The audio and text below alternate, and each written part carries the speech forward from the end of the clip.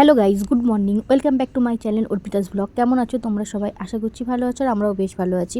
অর্পিতাস ব্লগে আরও একটি নতুন ব্লগে তোমাদেরকে ওয়েলকাম। ব্লগটি দেখতে থাকো, আশা করি তোমাদের ভালো লাগবে। প্রত্যেক দিন সকালবেলা ওই একই কাজবাজ থাকে। সকালবেলায় ঘুম থেকে ওঠো, বাসি ঘর ঝাড় দাও, তারপরে কাজে বাজে লেগে পড়ো। আজকেও তাই। ওই দেখো, ঘুম থেকে উঠে তারপর বাসি ঘরটা ঝাড় দিয়ে নিয়েছিলাম, দিয়ে বরমশাইকে ওদিকে চা করে দিয়েছি। বরমশাই চা খাওয়া হয়ে গেছে, ও তারপরে চলে গেছে বাজারে। আর এইদিকে আমি এখন বিছানাটা গুছিয়ে নিচ্ছি। অন্য দিন কী হয়, আগে গাছে জল টল দিয়ে আসি, তারপরে সে বিছানা গুছায়। আজকে ভাবলাম যে না, আগে বিছানাটা গুছিয়ে নিই, তারপরে গিয়ে জল টল গিয়ে দিয়ে আসবো। আগে বিছানাটা গুছিয়ে নিচ্ছে। তো বিছানাটা গুছিয়ে থাকলে কি হয়, রান্না বান্না যখন ওদিকে হয় তখন আর ঘরে আসতে হয় না। মোটামুটি আমার ঘরটা গোছানো থাকলো। আনালে রান্না করতে করতে শেষ হতে 11টা সাড়ে 11টা ধরো বেজে যায়। তাই ভাবলাম যে আগে বিছানাটা গুছিয়ে নিই। তো দেখো, প্রচণ্ড পরিমাণে জল চেষ্টাও পেয়ে গেছে। তাই ভাবলাম একটু জল খেয়ে নিই।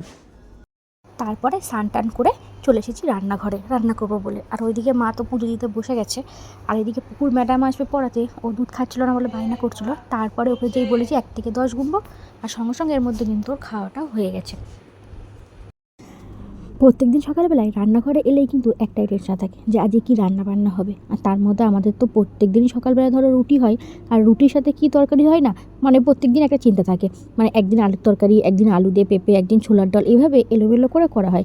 কিন্তু তাও মানে প্রত্যেক দিন ভাবা হয় যে কী রান্না হবে। তো ওইদিকে আজকে প্রেসারে ছোলার ডাল সেদ্ধ করতে বসেছি, শনিবার তো এই জন্য। আর ওইদিকে আলু কেটে নিয়েছিলাম, আলু চচ্চড়ি করবো। তারপরের মাঝে কিন্তু আমার রুটি করা হয়ে গেছে। আর গরম গরম রুটি না এভাবে চিনি দিয়ে খেতে বেশ ভালো লাগে। তাই কিন্তু চিনির পরিমাণ বেশি নিইনি, একদম অল্প নিয়েছি। আর গরম রুটির মধ্যে চিনি দিয়ে এভাবে জল দিয়ে খেলে আমার বেশ ভালোই লাগে। তাই ভাবলাম আজকে আর তরকারি দিয়ে খাবো না, এইভাবেই খেয়ে নিই। তো এটা খেয়ে নিয়ে তারপরে আবার রান্না বান্না করবো। খিদে পেয়েছিল, খেয়ে নিয়েছি। তারপর এখন কাজবাজে লেগে পড়েছি। ওদিকে মায়ের পুজো দেওয়া হয়ে গেছে, মাকে চা করে দিয়েছি, মা ওদিকে চা খাওয়া হয়ে গেছে। আর দিদিভাই চলে এসেছে এখন সবজিগুলো বানানোর জন্য।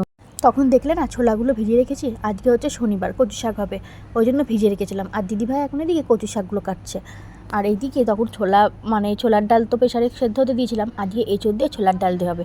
এর আগেও কিন্তু মটর ডাল দিয়ে খেয়েছি, বেশ ভালো লেগেছিলো। আর এর আগের দিন মানে মাঝে দিদিভাই একদিন ছোলার ডাল দিয়ে এঁচোড় দিয়ে করেছিল, খেতে বেশ দারুণ লাগছে। দেখো, এটা এখন ঘুমাচ্ছে। ঘুমেছে, দেখো প্রণী, এটা প্রণী হয়েছে ঘুম। এসি পেয়ে একদম দেখো এসি লাগানো হয়ে গেছে। আর এখন কটা বাজে? 10টা বাজে, ঘুমাচ্ছে।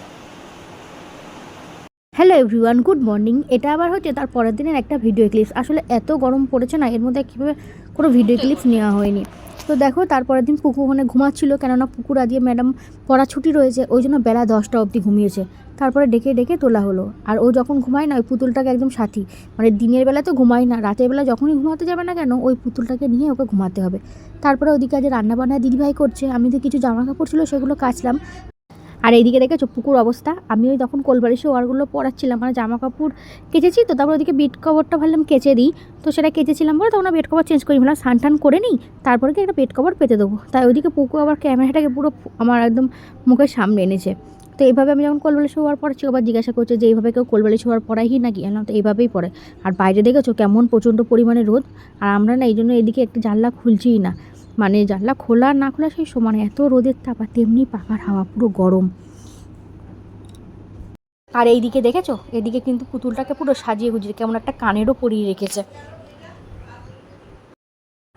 বেলা বেশ অনেকটাই হয়ে গেল, সকাল থেকে এখন কিছু খাওয়া দাওয়া করিনি, কেননা ঘুম থেকে উঠলোই তো 10টার পরে।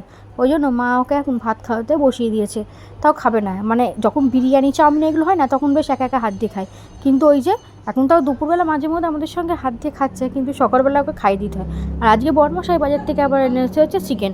তো দিদিভাই এবার সেটাই রান্না করছে। তাও বলে দিয়েছে যেন আজকে চিকেনটা পাতলা পাতলা ঝোল, মানে গরমের মধ্যে তো অত মানে বেশি মশলা দিয়ে যাতে রান্না না করে।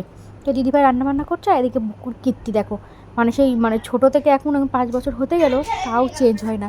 মানে স্নান করতে প্রচণ্ড পরিমাণে ভালোবাসে। আর কী করে যেন, এখন একা একা জল নিয়ে মানে কলের থেকে জল টিপে ওই গামলার মধ্যে ভর্তি করে দিয়ে একা একাই স্নান করে। দেখেছো, দেখতে দেখতে মেয়েটা ছোটো থেকে বেশ কতটা বেশ বড় হয়ে গেল। আর এই প্রত্যেক দিনে স্নান করা নিয়ে আমাদের বাড়িতে একটা কিন্তু যুদ্ধই বাঁধে, মানে স্নান করতে গেলে আর উঠতে চায় না।